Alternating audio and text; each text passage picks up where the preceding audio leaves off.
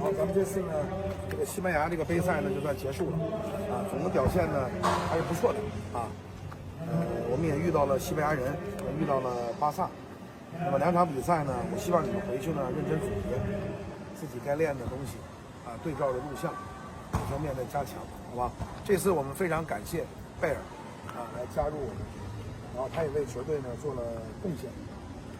This time we thanks for your joining us, and you play very and you well. also contribute to this team. You understand? Yes. 然后为了这个感谢贝尔啊，我们送给他一件 Here a gift for you. 梅西的 Thank you. 球衣，好啊。Thanks Bear 啊，for give the help for us, and we fight together. I think this is the first time. It's not the last time. You know? Go ahead, Bear 啊。ตอนนี้เนาะแมนได้เดินทางมาฮอดแล้วเนาะก็คือน้องอนุศักดิ์นั่นเองพร้อมด้วยประธานเวียงไซวิรกุลเนาะอันนี้แมนน้องอนุศักดิ์เนาะรู้สึกดีใจว่าน้องอนุศักดิ์โอ้เบลเกตเนาะพร้อมด้วยประธานเนาะ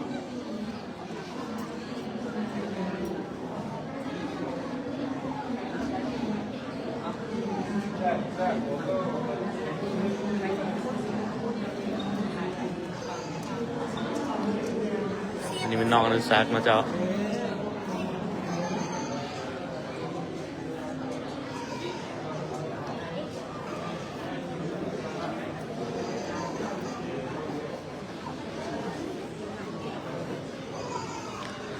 สบายดีอีกเท่านึงเนาะสำหรับทานผู้ชมที่ยังหับชมหรือว่าหับเบิ้งนั่นเองเนาะถือว่าตอนนี้แม่น้องอนุศักดิ์พร้อมด้วยประธานเวียงไซวิรกุลเดินทางมาฮอดประเทศลาวเป็นตีเยียบห้อยเนาะถือว่าปลอดภัยดีเนาะเจ้าขอบใจสำหรับทานผู้ชมทุกคนเนาะที่ยังรอหับชมการมารอท่าต้อนรับน้องอนุศักดิ์พร้อมด้วยประธานนั่นเองเนาะด้วยมาลักกี้ตอนนี้เมนจะได้ถ่ายรูปเนาะ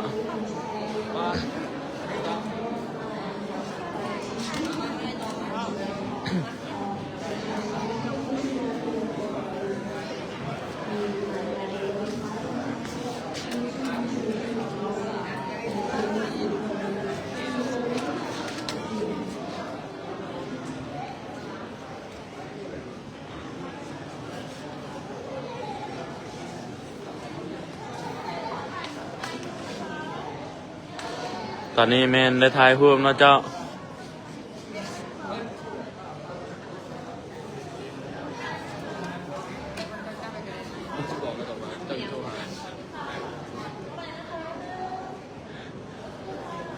เขาจะบอกแล้วว่าคือโชว์หาของ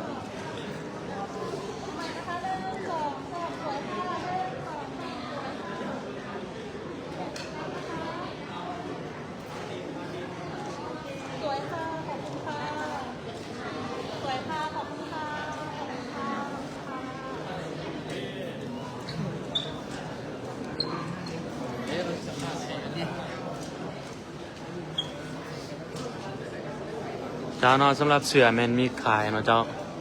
สามารถซื้อได้ทั้งเพจได้เด้อเจ้า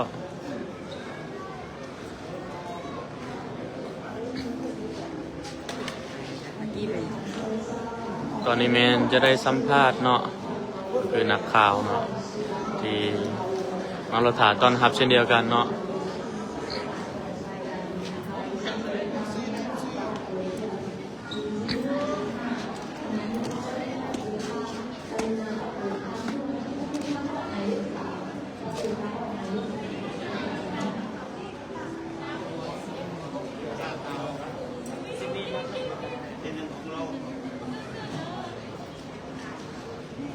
เจ้าเนาะทักทางเพจได้เด้อเจ้า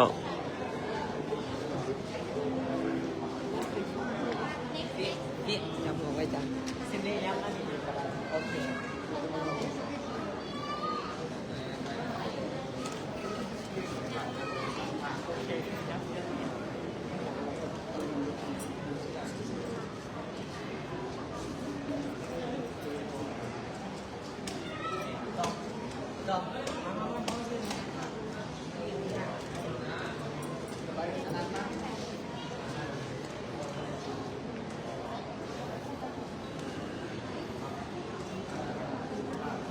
เดี๋ยวสบายดีท่านผู้ชมอีกทีหนึงเนาะตอนนี้แมนจะได้สัมภาษณ์เนาะการประธานเวียงไซวิรกุลเนาะพร้อมด้วย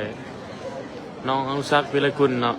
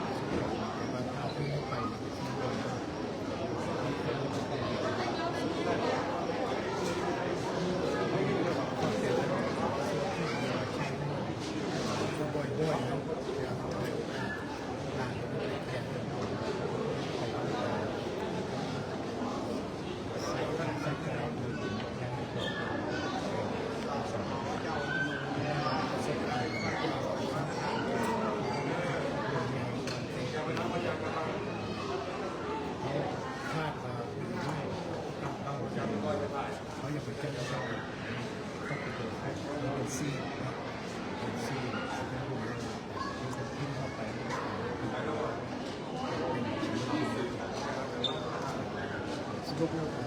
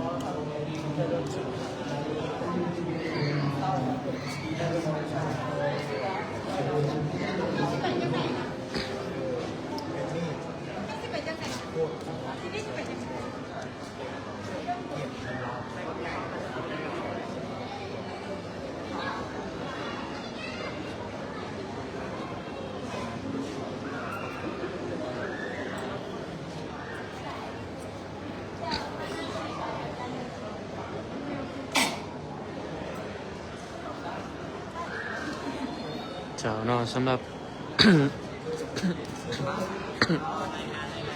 เจ้าเนาะสำหรับทานเวียงไสวิรกุลเพิ่นได้สรุปหรือว่าเพิ่นได้กล่าวไปเป็นที่เรียบร้อยเนาะสรุปเป็นย่อก็คือเพิ่นได้กล่าวถึงภาพรวมที่ว่าไปแข่งขันอยู่ที่ประเทศสเปนนั่นเองเนาะเจ้า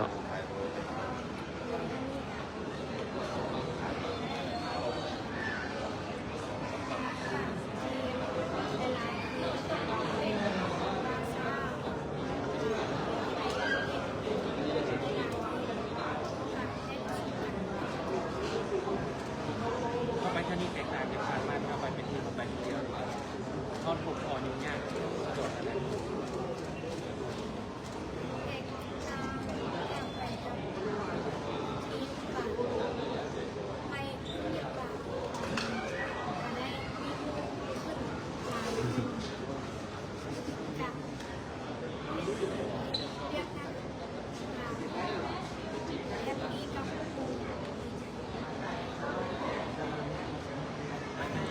กำลัง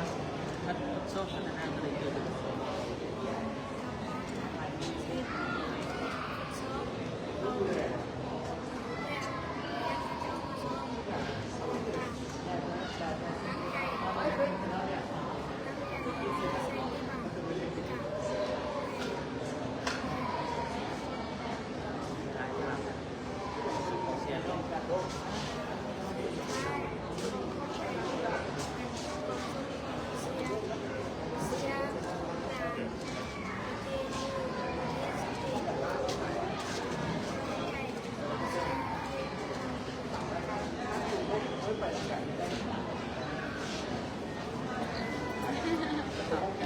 เจ้าเนาะสำหรับวันนี้น้องอนุสักษ์เพิ่นได้กล่าวไปเป็นที่เรียบร้อยเนาะ ว่ามีสามเดือนขึ้นอยู่ทางไหนก็จะกินเฮียนไม่ไม่จังมันจะบอกนั่งเสียง สัมภาษณ์พอบ่ ท่านพูดกองแม่ว่าผู้สึกกินใดที่ว่าอนุสาไปดีบ้านว่ามีความคิดถึง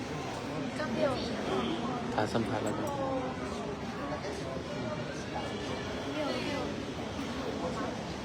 เอาสัมภาษณ์กินไปยืนกันวันหนึงไว้โอเคเนาะตอนนี้เราจะมาสัมภาษณ์น้องอนุสักษ์วีรกุลเนาะหรือว่าเบลเกตนั่นเองเนาะหมายเลข10ของ WAG นะคะที่ไปแข่งขันอยู่ที่ประเทศสเปนเนาะจึงได้เดินทางกลับมาที่สปปลาวหรือว่าประเทศลาวเป็นที่เรียบร้อยนั่นเองน้องอนุสักษ์รู้สึกจังใดเนาะส ำหรับเดินทางไปแข่งขัน ไปครั้งนี้ก็รู้สึกดีใจ แล้วก็ได้มีหมู่หลายแล้วก็ ภาษาจีนได้ เว้าภาษาจีนได้นึง เอาภาษาจีนบอกหน่อยหนึงก็สบายดีใช่ไหม สบายดี นี่ฮาว ขอบใจเด้ เสียเสีย เออ เว้ายากนิดนึงแล้วก็มีบางคนเพิ่นก็เขาอังกฤษกับเฮาก็ง่ายอยู่นั่น เราแนะนำชื่อเป็นภาษาจีน อนุสัก เดี๋ยวนี่ฮาว นี่เฮาบ่ เนาะซึ่งอนุสักนี่น้องอนุสักหรือว่าน้องเบลเกตนี่เนาะซึ่งเพิ่นได้รับทุนจากโรงเรียน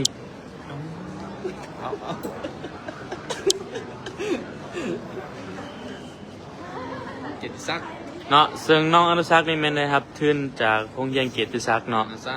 นานาศาสตร์เกียรติศักดิ์เนาะหรือว่า 100% เนาะ จบม.7แม่ ซึ่งได้รับทุน 100% เนาะจนจบม.7 เนาะ ระดับจิบม.จบ ซึ่งอันนี้แม่นนักเรียนจาก ที่มันแนวนี้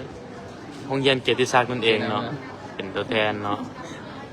แล้วน้องอนุสักดิ์ยิงได้จักประตูเนาะ ยิงได้ รวมทั้งเบิด รวมทั้งหมด3-4 ประตูเอ็กซิส5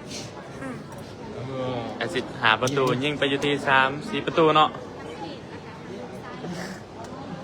แล้วน้องอนุสักดิ์ฝากถึงแฟนบานนะที่เขาจะรอถ่าหับส้มและเป็นกำลังใจให้น้องอนุสักดิ์ ขอบใจหลายติดตามเชียร์ลาแล้วก็เบิ่งไลฟ์สดทางบ้านแล้วก็ขอบใจหลายแล้วก็ที่ตั้งใจอีกแล้วก็ที่ซ้อมหนักๆให้ติดทีมชาติ ให้ไปเตะที่ลีกสเปนให้ได้ เจ้าเนาะ ตามไอดอลตามห้อยไอดอล แน่ๆว่าสิติดตามแน่ ติดตามไว้ในเด้อ ติดตามมาสมใจแก้วน้ำเลย เจ้าเนาะอันนี้แม่น้องอนุสักดิ์ได้กล่าวเนาะขอบใจเนาะน้องอนุสักดิ์ ว้าวว้าว โอ้เว้าเร็วก็รู้สึกว่าน้องไปเตะบ้านเด้มายืนไปนำตัว เจ้าเนาะวันนี้เขาจะได้มาสัมภาษณ์ทานสอนวิไลเนาะพร้อมโดยทานต้นจกิจนั่นเองเนาะซึ่งเป็นครูฝึกของน้องอนุสักดิ์ทุกคนเนาะเอาถามเจ้าก่อน ก็รู้สึกดีใจที่ ดังๆ ส เลย โม นะ สรของจีนเนาะที่เห็นความสำคัญแล้วก็เห็นปีตีนของน้องๆเบลเกตรู้สึกดีใจที่คือเขาจะว่าประเทศเขาเป็นประเทศน้อยๆเนาะแต่เขาคุณภาพเขามีนักเตะคุณมากคนหนึ่งแล้วก็ภูมิใจมีอย่างมาเปรียบได้พยายามเนาะให้น้องคนนี้สอบให้นักเพื่อเป้าหมายที่เราว่ามันเราจะไปนาฬิกาสเปนนะครับในนอนมันเป็นความฝันคนมันมีความฝันว่าจะคือความฝันนั้นจะเป็นจริงนะครับเชื่อมันในตัวน้องเราซ่อมมันฝึกซ่อมในงานของเจ้าเชื่อว่าความฝันนั้นเป็นจริงเลยครับเพราะมันจะมีแต่น้องๆเบลเกตแต่ยังมีหลายๆคนที่เราเห็นแบบมีความสามารถในอนาคตเขากับวันนี้เขาอาจจะส่งนักเตะเข้าไปในตะบอลอะไรกับคนมันก็ต้องใจผมเลี้ยงหลานของทางสโมสรคนที่เฮ็ดทุกสิ่งทุกอย่างเพื่อสโมสรคือที่นำพาน้องๆเห็นให้น้องๆมีความฝันให้น้องๆอยู่ไปสานฝันแต่ก็ดีใจวันนี้ผมเจ้าจะฝากเนาะไทยเดือนนี้ทางWG นาคาเขานั่นสิไปแข่งขันอยู่ที่ประเทศจีนไปป้องกันแชมป์อยู่ที่ประเทศจีนเนาะในไทยเดือนนี้ซึ่งน้องอนุสักดิ์กับสิเล่นในรุ่น11 ปีแต่ก็นั้นยังมีอีกรุ่น9 ปีรุ่น9 ปีนี่เขาเจ้าขอฝากเพราะว่าเป็นครั้งแรกในการออกเดินทางไปแข่งขันอยู่ที่ประเทศจีนแต่สำคัญคือU11ไปป้องกันแชมป์เนาะข้าพเจ้าว่าเป็นแชมป์มันยากแล้วเนาะการป้องกันแชมป์ยากกว่าอีกแต่ข้าพเจ้าก็เชื่อว่าเชื่อทีมงานผู้ฝึกเชื่อมันนักกีฬาทุกคนว่าเราต้องผ่านทางอุปสรรคนี้ให้ได้เลยขอฝากแฟนบ้านลาวทั่วประเทศส่งแรงใจแรงเชียร์ให้ทีมเราดูที่นาคาเลยส่งแรงใจเชียร์ให้น้องๆให้น้องเบลเกตนี่เห็นความฝันเห็นตามความฝันตัวเองให้ได้เจ้าขอบใจ ขอบใจเนาะสำหรับทานสอนวิไลและมาสัมภาษณ์ทานต้นจกิจเนาะถ่ายรูปกันเนาะเจ้าเนาะสำหรับบได้ยินเสียงขอโทษหลายๆเด้อเจ้าเพราะ ราะว่ามัน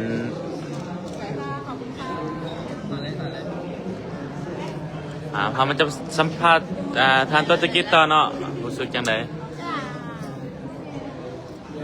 ขอขอบใจทีม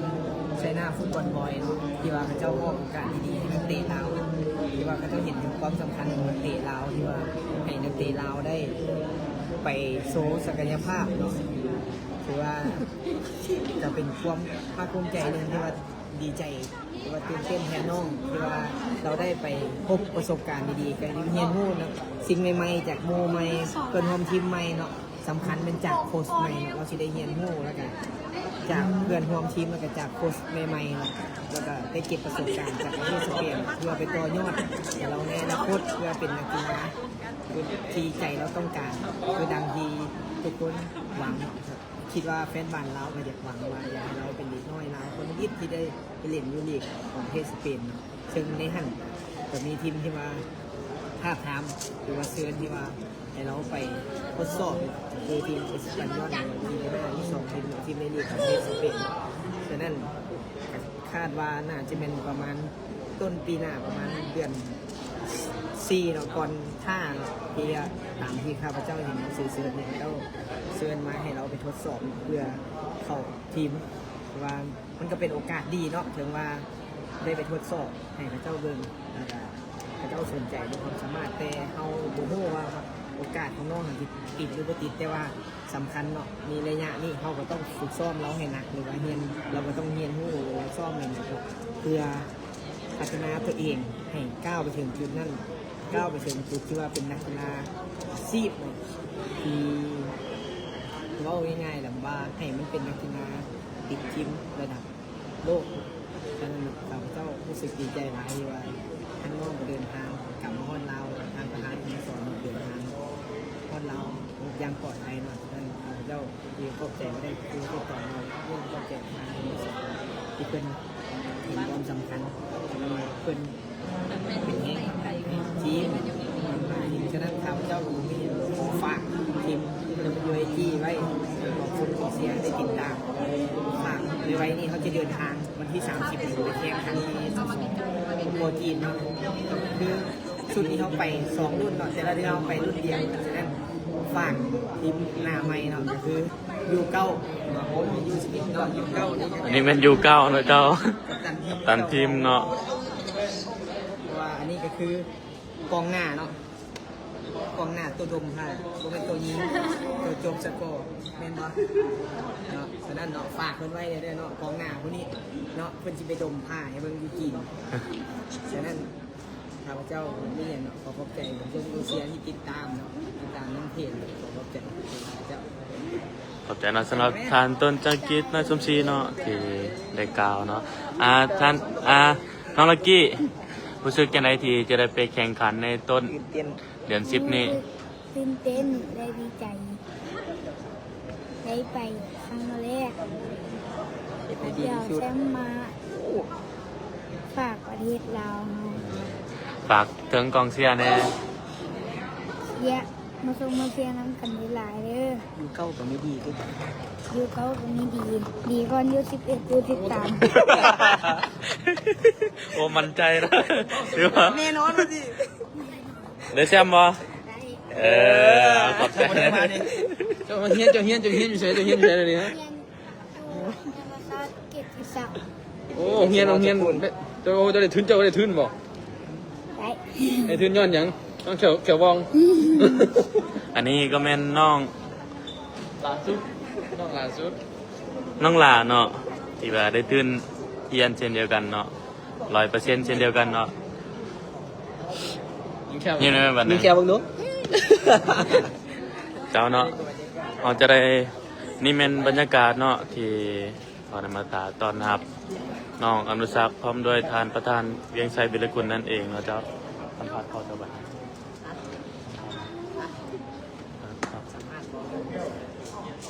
สัมภาษณ์มาหนึ่งโดยตามไปกันเจ้าเนาะตอนนี้แม่นเราจะได้มาสัมภาษณ์ทานประธานเวียงไซบิลกุลเนาะสบายดีเล่าเรื่องที่ไปแข่งที่จีนมาเด็กโดยโอเค อีก2 อาทิตย์นี้พวกเขาก็เตรียมตัวเดินทางแล้วก็สิไปจีนจะปกป้องแซมงานนี้เป็นงานใหญ่สุดของจีนอีกเลยเนี่ยเอิ้นวันชาติจีนวันที่1 เดือน 10ถึงวันที่8เขาจะไปแข่งแต่ละมือเลยแหละแล้วก็ไปป้องกันแซมให้มันได้แต่ว่าอาจารย์ก็บอกเขาแล้วเธอนี่เจ้าก็ชิบให้เขาสั่งกลับมาเด้เขาก็ชิเอาไปขึ้นกับโคตรพวกอันนี้แหละงั้นอีก2 อาทิตย์เนี่ยต้องซ่อมนักเสร็จเจ้าเตรียมต่อไปเธอนี่เขาให้ถ้าเขาได้ป้องกันแซมมาเธอนี่เลยแต่ว่าคนภูมิใจหนึ่งทีนี้อยากจะเทียบเขาไปได้แซมกันแล้วป้องกันไม่ยากเขาจะได้ประกอบกับผลการวิจัยดังนั้นงาน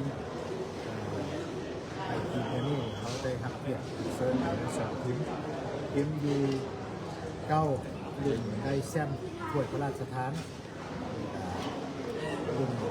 11 ปีที่ได้แซมปีกายมิสิกที่ได้ไปฟ้องเป็น11นั่นเขาไปสเปน2 ที่ได้มอบชุดมอบหมายให้โค้ชฝึกทุกคนในคอมเมนต์ทีมไปเตรียมพร้อมทุกอย่างมันกระทั่งเอกสารพาสปอร์ตวีซ่าการเดินทางที่โยนให้เรียบร้อยหมดด้วยเรื่องนี้เดี๋ยวต้องมีการพิจารณาดังนั้นคิดว่าทางพวกโค้ชเป็นที่จะคือเตรียมพร้อมแล้ว